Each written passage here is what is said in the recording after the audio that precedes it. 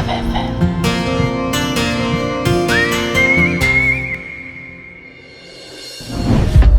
क्या जवाब देगी तारा? क्या वो कबूल करेगी अंश का प्यार या दिखाएगी उसे उसकी औकात, या फिर होगा कोई और ही धमाल? कुछ देर तारा चुप रही। सभी लोग तारा के रिप्लाई का इंतजार कर रहे थे। अचानक ही तारा जोर जोर से हंसने लगी, जिसे सुन सभी हैरान हो गए।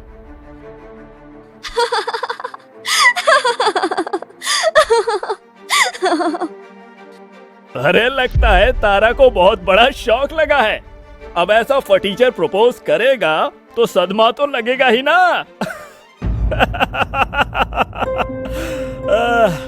अरे ये भी तो हो सकता है कि तारा इससे बहुत खुश हो और इसीलिए खुशी से पागल हो गई हो।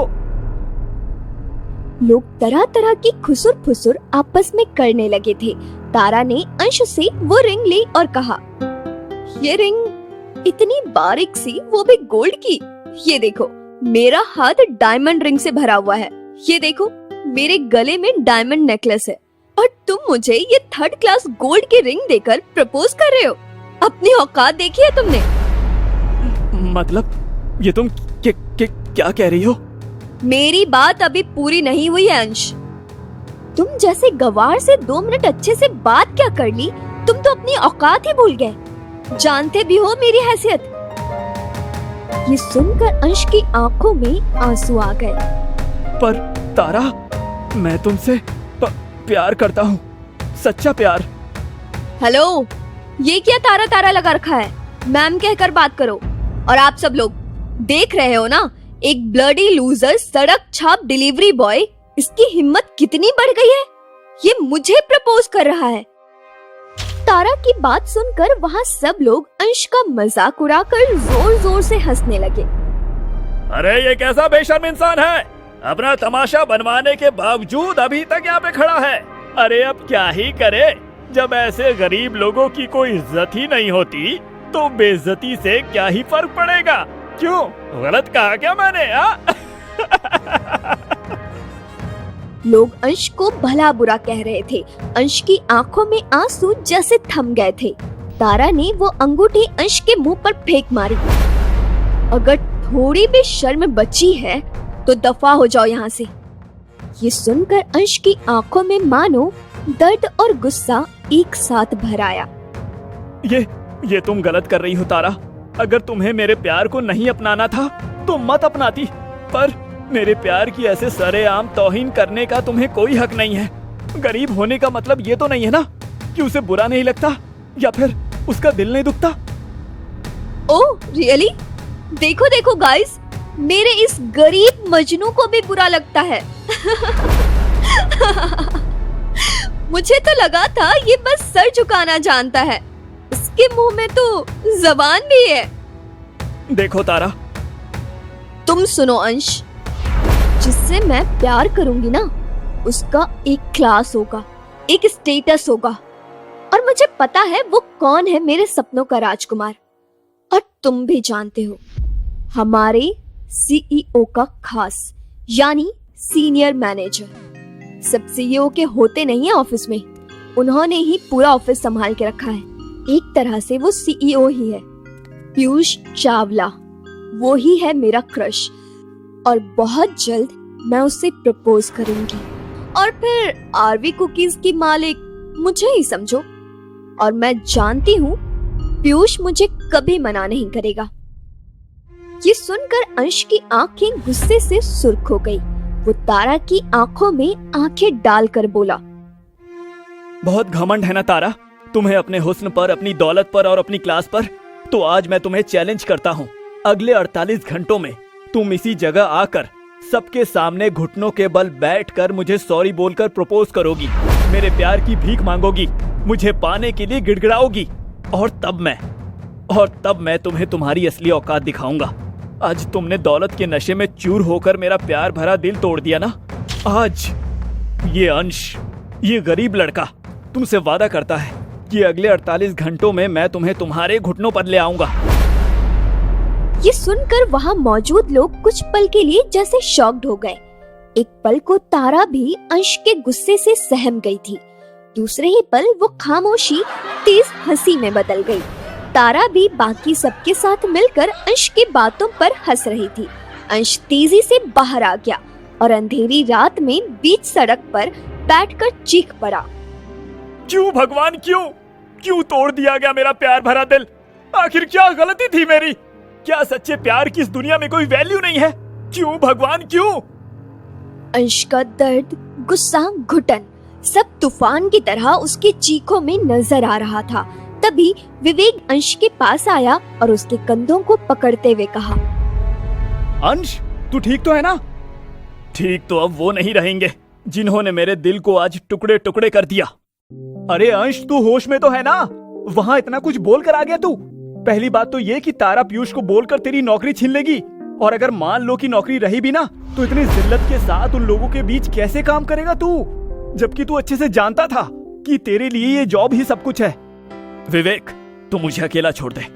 नहीं, हरगिज नहीं। पहले तू मुझे ये बताएगा कि तूने इतनी लंबी लंबी क्यों फेंकी? तूने देखा नहीं कि वो लोग कैसे हंस रहे थे? उसने अपने आंसू पोंछे और होठों पर एक तिरछी स्माइल लाते हुए बोला, अब तू इन्हें दिए हुए टाइम का वेट कर। अब इन लोगों को इन्हीं की लैंग्वेज में समझाने का वक्त आ गया है। ये देखकर विवेक हैरान रह गया। जहाँ थोड़ी देर पहले दर्द बेहिसाब था, अभी उन्हीं आंखों में एक अलग ही चमक थी। उसने अपना फोन निकाला और वहाँ से चला गया। अरे यार, लगता मेरा भाई दिल टूटने के गम में पागल हो गया है। हे भगवान, मेरे भाई को संभाल लेना। अगली सुबह आरवी कुकीज। अंश जब ऑफिस पहुंचा तो लोग उसे देखकर हंसने लगे। अंश ने सिर झुकाया और बचते बचाते वहां से निकल गया। जैसे ही वो अंदर जाने लगा, सामने तारा उसका रास्ता रोक के खड़ी थी। क्या मिस्टर हेल्पर, आपका चैलेंज कहाँ तक पहुंचा? देखिए मैम, मुझे अर्जेंट ऑर्डर की डिलीवरी देनी है। मुझे रास्ता दीजिए प्लीज। ओह, शायद तुम भूल रहे हो मैं सीनियर हूँ तुम्हारी, और मेरे अप्रूवल के बिना तुम कोई काम नहीं कर सकते। चलो जाने देती हूँ तुम्हें। बस तुमको ये बताने आई थी कि मैं पीयूष को शादी के लिए प्रपोज करने जा रही हूँ। फिर तुम अपने ये 3rd क्लास चैलेंज के साथ मजे करना। मैं और पीयूष फिर इस कंपनी पर राज करेंगे। वैसे तुम भी यहाँ काम करना, हमेशा डिलीवरी बॉय बनकर। मेरे नौकर बनकर। इतना बोल तारा घमंड में पीयूष के केबिन में चली गई। ये देख अंश के होठों पर एक एविल स्माइल आ जाती है। विवेक, जो कि ये सब दूर से खड़ा देख रहा था, वो उसके पास आकर बोला, अरे यार अंश, तू जिससे प्यार करता है वो किसी और को प्रपोज करने गई है। तारा इतनी खूबसूरत और अमीर है, और वो पीयूष इस शहर का सबसे बड़ा कंपनी का मालिक है। वो दोनों एक दूसरे को एक्सेप्ट कर ही लेंगे, और तू है कि दुखी होने की बजाय स्माइल कर रहा है। तुझे पक्का सदमा लगा है मेरे भाई। ये सुनकर अंश की स्माइल और गहरी हो गई। सदमा मुझे नहीं, इन लोगों को लगने वाला है। तो बस देखता जा, चैलेंज पूरा होने में सिर्फ और सिर्फ 1 दिन बाकी है। इतना बोल अंश वहाँ से चला गया और विवेक उसे देखता रह गया। वहीं तारा पीयूष के लग्जरी केबिन में एंटर हुई। पीयूष बेहद ही हैंडसम लग रहा था। उसने येलो 2 पीस और स्काई ब्लू शर्ट पहनी थी। आई नो कि तुम लोगों से बिना अपॉइंटमेंट के नहीं मिलते, बट मैं तो स्पेशल हूँ ना, और आज मैं कुछ स्पेशल करने आई हूँ। तो मिस तारा, जिनके पीछे पहले कॉलेज पागल था और अब पूरा ऑफिस पागल है, वो मेरे लिए कुछ स्पेशल करना चाहती है। Sounds interesting. तो कहो, क्या कहना चाहती हो?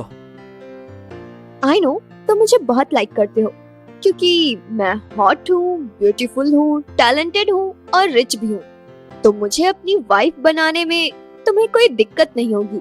सेम वैसे ही जैसे तुम हैंडसम हो, रिच हो, पावरफुल हो, और सबसे बड़ी बात ये है, ये पूरी कंपनी जो देश में टॉप 1 पर है, इसके ऑलमोस्ट मालिक हो, और मैं तुम्हें पसंद भी करती हूँ। इसलिए मैं तुम्हें अपना पति बनाना चाहती हूँ।